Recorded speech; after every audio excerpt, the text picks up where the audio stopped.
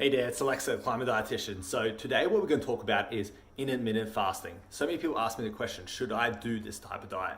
Well, today I'm going to give you the lowdown about what the diet is, different types of versions of intermittent fasting, and then finally whether you should or shouldn't do the diet based on some key considerations. Hope you enjoy.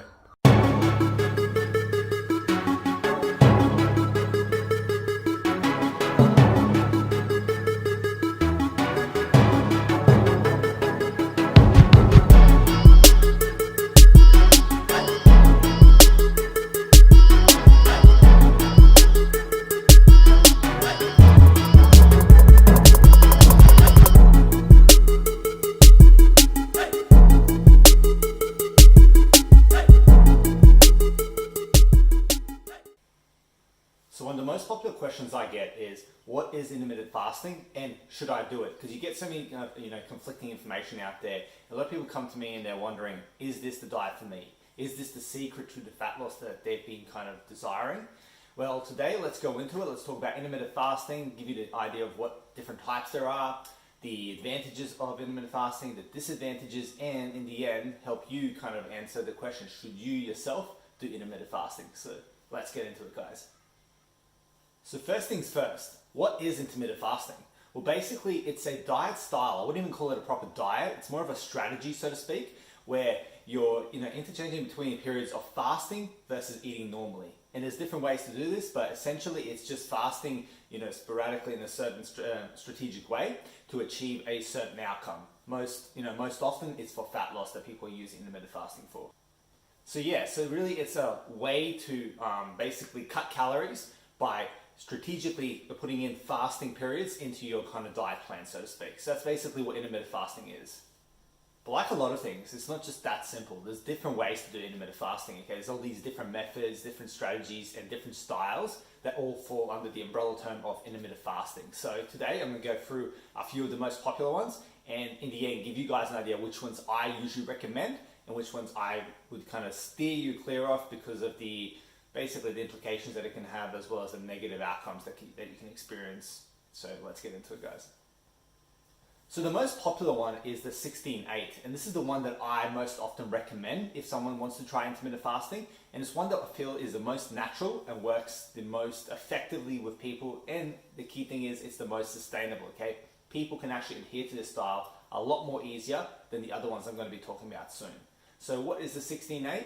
Well, essentially it's where you fast for 16 hours and you only have like an 8-hour eating window, basically. That's essentially what it is, 16-8. So 16-8 would look something like this. Let's say you decide then to fast, from 8 o'clock at night to 12 o'clock the next day. So basically you'd have an 8-hour eating window between noon and 8 p.m. at night. And that would be the time where you would eat maybe 2 to 3 meals, and the other times you'd fast, basically. So it kind of resembles someone maybe that wouldn't eat breakfast. So people that tend to not eat breakfast, it could kind of suit. But yeah, as you can see, it's not as strict as full-on fasts where you're fasting on days in, days out. You really just fast for about a 16-hour period, and a lot of that period is actually when you're actually asleep. So that's why I tend to use this one with most clients, because it's the most natural, so to speak, and it just works the most effectively. Like I said, the sustainability factor is key here. And that's why 16-8 can work quite well if people are, wanting to do intermittent fasting, and that style of dieting actually suits them. The next most popular one is the 5-2. So this is one that's been, in recent years, becoming a lot more popular. Essentially 5-2 is when for 5 days a week, usually Monday to Friday, let's say, you're, eating normally, essentially. Like they don't put any restrictions on what you eat. And then for 2 days of the week, you're restricting your calories quite a bit. So not a full-on fast, but a fast where you're eating only about 500 to 600 calories. Generally, they recommend for women, it's about, eat 500 calories, men 600, but that's more of the same, really, when you're looking at those kind of numbers.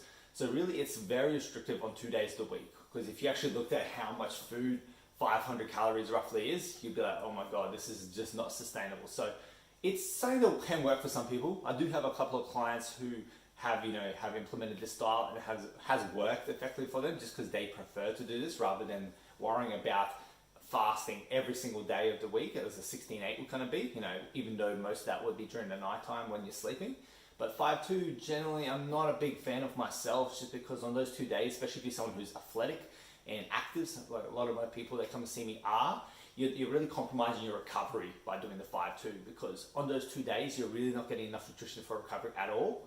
And really, if you're exercising on those days, it's a recipe for possible injury as well as chronic fatigue, just because you're not getting the nutrition you need to fuel your workouts, so to speak. So 5-2 can work, but also I don't feel it's the most sustainable myself, particularly because when you look at it, 2 days a week where you're eating hardly anything, okay, if someone can sustain that long term, where okay, they'll put in those 2 days and strategically put in the week where they're not worrying about social gatherings and stuff, then maybe it's okay. But if you're someone that, has quite a social life in terms of where things pop up suddenly, for example, or where you just really can't be bothered fasting for 2 days every week, day in, day out, to that degree, it's probably not the most suitable. But I'll go through all this at the end where I go through the considerations. Now, another one that's kind of come up, in the nutrition sphere recently is the eat, stop, eat method. And really it's where once or twice a week you kind of do a 24-hour fast. So it's quite restrictive. It's kind of similar to a 5-2 going to the extreme, because you're really looking at 2 days potentially where you're fasting, but you're not fasting to the 500, 600 calories. You're fasting as in a full day fast. I'm not a big fan of this one myself. A lot of potential for nutritional imbalance, a lot of potential for poor recovery, and very, very unsustainable, because I can rest assured, give it a go. If you were to go now and try for 24 hours not to eat, you would not enjoy it. And even if you got used to it, would you want to do that long term? Something to consider. It's just not one I usually recommend, but it's one that some people would use, and it's been touted as a weight loss solution by some. I'm more of a fan of the more conservative approaches to intermittent fasting, but yeah, that is one of them. Yeah, so do with that what you will. Then there's alternative day fasting, which is really, you'd end up fasting a lot more during that week. So this is, in some ways, you can consider, when you look at the total calories you consume and the nutrition you consume, a lot more strict and problematic than the one I previously just talked about. But alternative day fasting essentially is where you would eat normally one day, fast the next day, vice versa, keep going, basically, etc., etc. Sometimes they allow for 500 calories on those fasting days, but even then, when you think about that, it's a lot more strict than the 5-2, and it's even more strict than the eat, stop, eat. So yeah, not a big fan of this one myself. Now, there is one that's come up very recently in terms of popularity. It's called the warrior diet. It's this type of way to do intermittent fasting where essentially you're fasting during the day, and then at night you eat a huge meal. Okay, so it's kind of like, supposed to apparently resemble the way warriors back in the day would eat, where they would kind of not get to eat for during the day, and then at night they would have a feast. So basically it's kind of like, you wake up in the morning, no breakfast, no food during the work day, you get home and dinner's just this big feast for yourself. That's basically what the warrior diet is.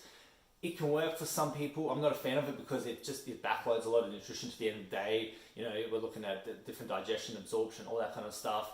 Looking at potential gut discomfort, we're looking at potential sleep disturbances as well. So it's not a big fan of this one itself. Also, it could potentially, promote disordered eating, because it kind of promotes that all or nothing, kind of eat nothing, splurge at the end of the day, which can be problematic for a lot of people, especially people that have emotional eating. So if that's someone like you that's maybe experienced emotional eating or a poor relationship with food, and that's something you're trying to work on, warrior diet's definitely not for you. But also it's quite restrictive in terms of, can you see yourself just always not eating during the day?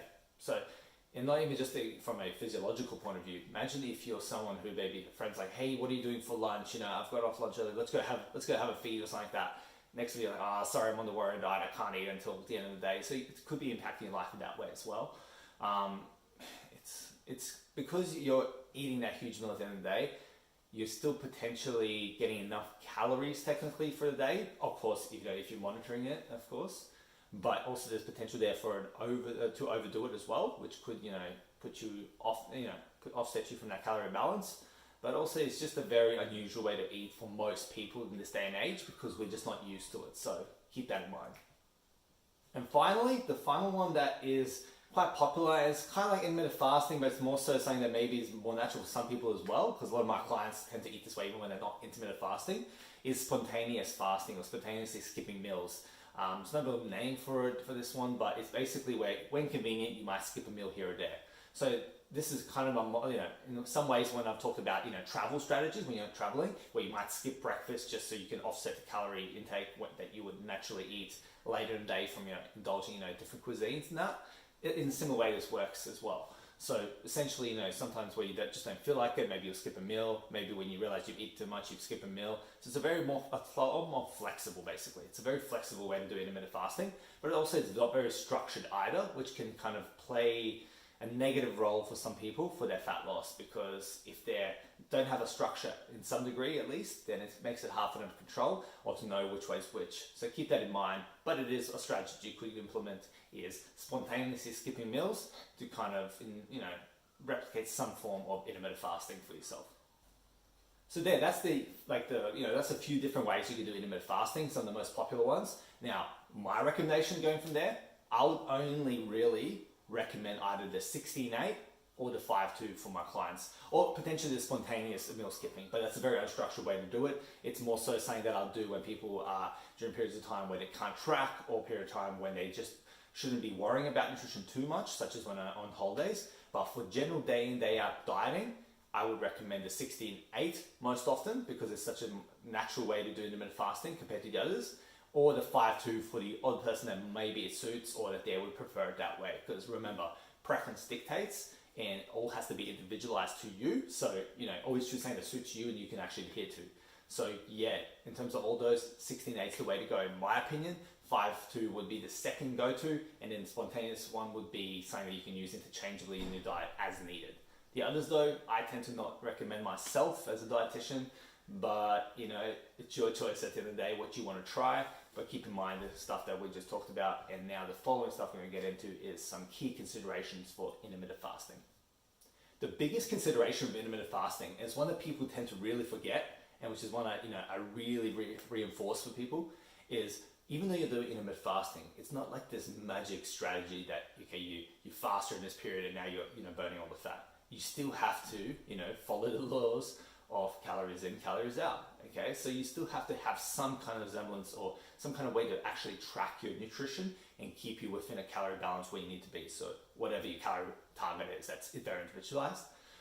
So you got to make sure you're tracking to some degree.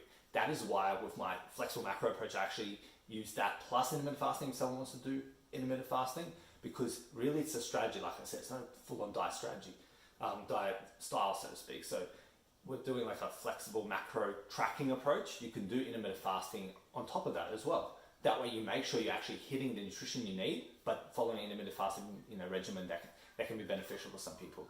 So some of the benefits would include, for example, increased satiety. So I've had clients who feel when they eat in a smaller window of time, they actually feel more full because there's more food overall in that period, and their body adjusts to this and they actually reduce their cravings and hunger over time. So that's something to consider. So yeah, if you're doing intermittent fasting, make sure you have some kind of procedure in place, some kind of other strategy to make sure you're controlling your calories to some degree, even if that's more intuitively, maybe it's tracking macros, whatever it is. You want to be aware of roughly at least how much you're consuming and what you're consuming. So it goes back to awareness, really. Awareness of your nutrition.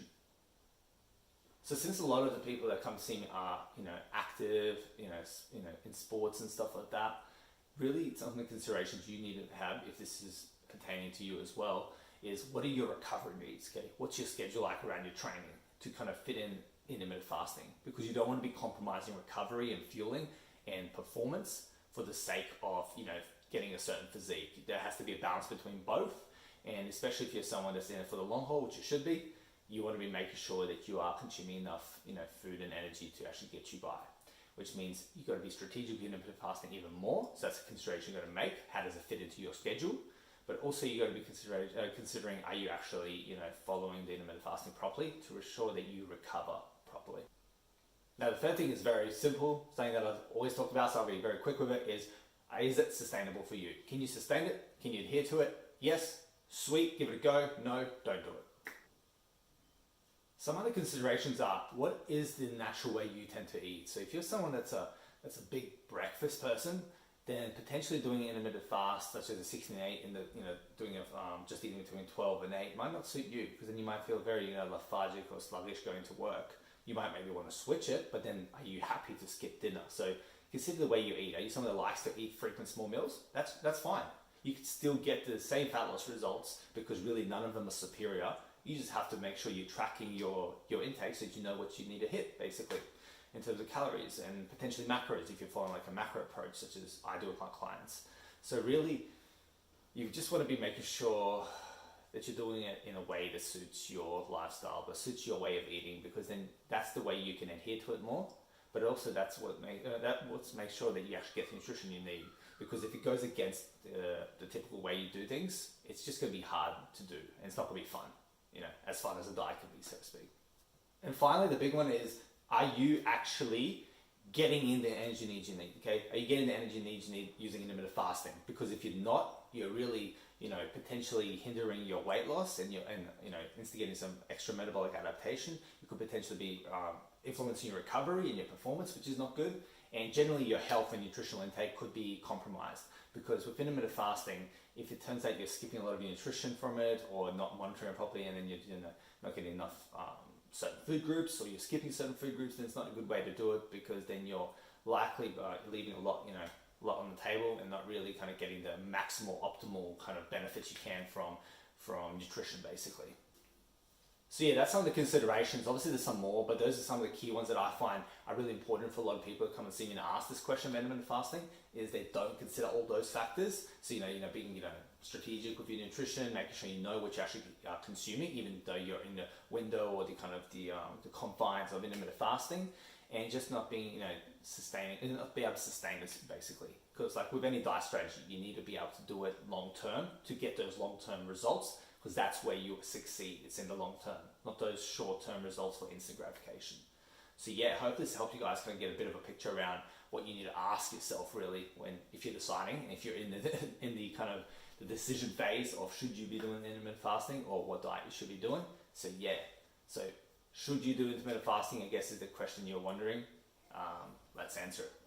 The answer would be no if you can't sustain it 100% just straight away. Answer is no if it goes really against the way you eat. No if you tried it before and just it doesn't work for you.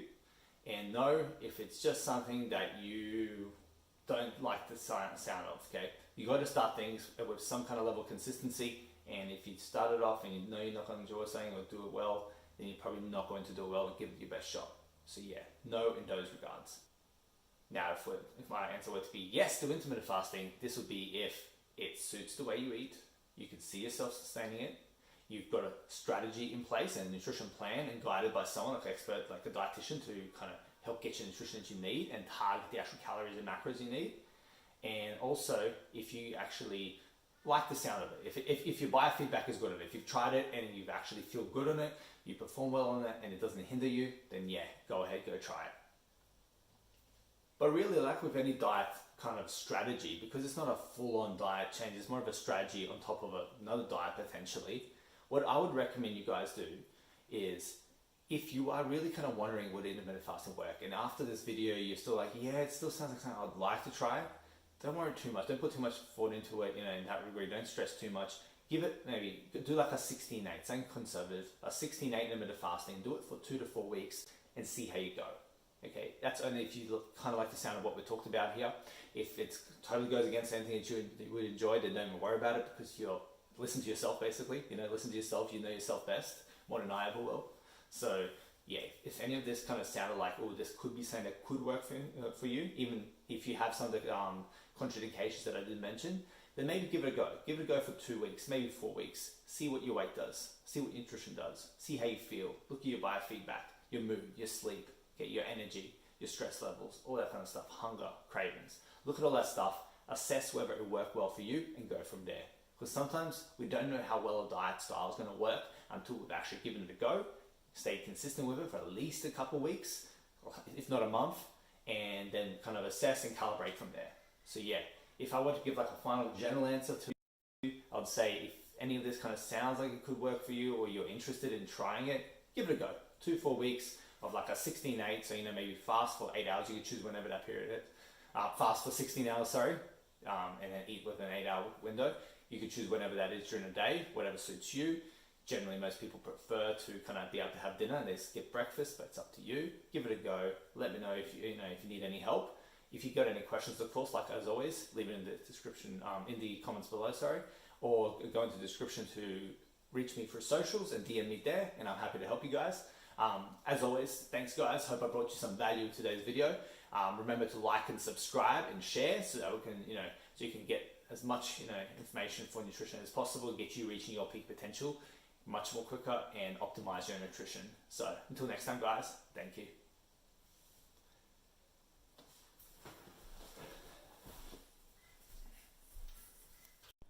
Hey guys, hope you enjoyed the video. I hope it brought you tremendous value. So just want to quickly say, if you're feeling stuck and you're not sure where to start with intermittent fasting, even for the 2 to 4 week kind of test period, so to speak, reach out to me. Please just DM me, the Instagram link is in the description below. And just, let me help you get started on the right foot. Especially if you're someone who's unsure of nutrition, seek out someone to help you, such as myself, because that's the best way to do it. That's the best way to start. That way you can not only get the most benefit from nutrition, but also know that what you're testing, so to speak, you're actually doing it properly. So you can get a good idea of, is it working for you or is it not working for you? So until next time, guys, have a good one. Hey guys, hope you enjoyed the video. So what I want to say is a little message of, if you're looking to get to your peak potential or achieve the peak physique you desire, just get the body you feel healthy, happy, and confident in, I can help you get there. So using a flexible macro approach, I've helped a number of clients get to where they need to be. So if this is something that's of interest to you, apply now for my coaching program via the link in the description below. I only work with action takers, people that are ready to make not only a physical but financial investment in themselves to get them to where they want to be. So if this is you and you feel you're the right fit, apply now. And then if you are successful, we'll get in contact and go from there. Thanks, guys.